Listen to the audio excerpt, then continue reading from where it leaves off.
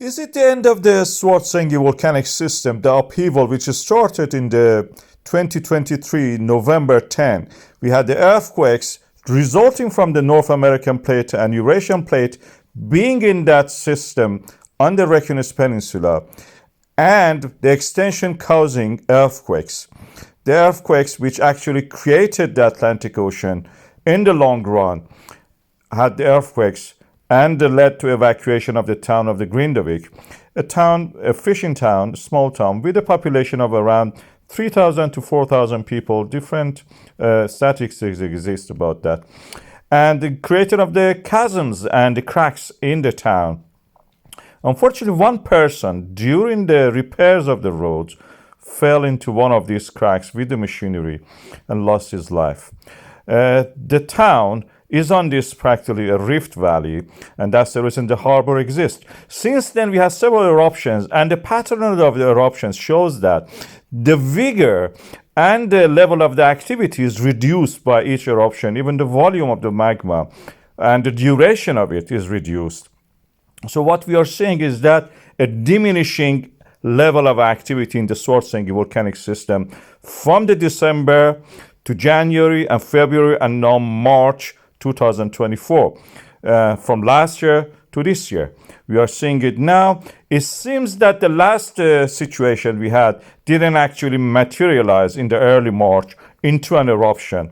We didn't see the lava at the surface. There was not enough pressure, probably, and there was not enough the movement of the magma being, able to actually reach the surface through the cracks or melting of the pre-existing cracks, reaching the surface. The clusters of the earthquakes you can see in these charts are reduced as the time goes by from the December 2023 to the March 2024. It seems the system is reaching equilibrium. It may not be able to erupt, even if it erupts in the coming days, near the new moon probably.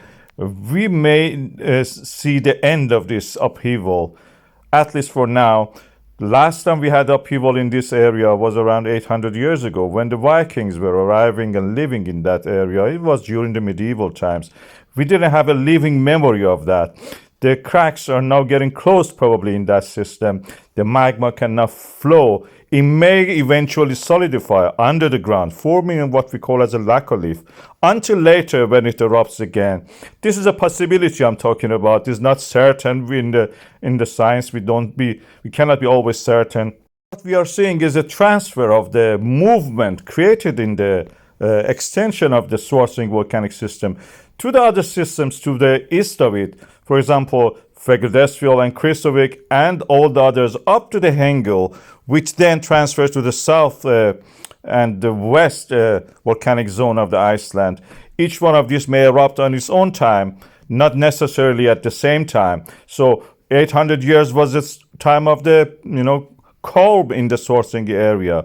We may have another calm period before another eruption happens somewhere else along this rift. The first one we may had it in the Svartsengi. Before that, we had also a new system actually developing the Fagradalsfjall, but that is not in the pattern that I'm talking. I've covered all of this, trying to show in this cartoon, which is animated, to show you how it is going. The uplift of the mantle due to the thinning of the lithosphere leads to the rising of the mantle, partial melting of the mantle material, forming magma, and then when the magma is differentiated enough, forming basalt, it can rise to the surface and erupt as a volcano.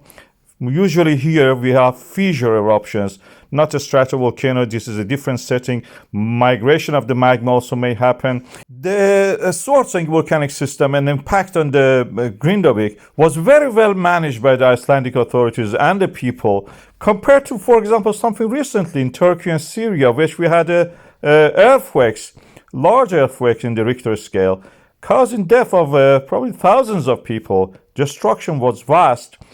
And it didn't make as much as into the news media. And as long as it's finished, the world also forget about it. Although we know that, for example, in Syria, it will continue even to be impacted. Even the people after earthquakes were attacked by a neighboring country who bombed there on a daily basis with missiles and rockets, or sometimes weekly basis. So in that sense, Iceland was very well managed with this, and the media also didn't lose interest in that, and the coverage continued. For example, the earthquakes in 2004 in the Bam area of Iran was also at the level of the Turkish earthquakes, and it caused a lot of death and destruction. And immediately after that, or just a few weeks or months after that probably, new sanctions were put on the country of Iran by the world powers, and the country continued to suffer. Even they were not able to recover from that. In that sense, I think Iceland was really well managed. The situation, the coverage in the media, the control, the way that they directed the media to the situation in the YouTube, in the foreign media, even by the Icelandic authorities, and their own efforts to provide the infrastructure, internet connection, hot water system, electricity, all provided at a high standard by the authorities and by the system that was already in place in the infrastructure and everything. And people are very receptive also to the health and safety concerns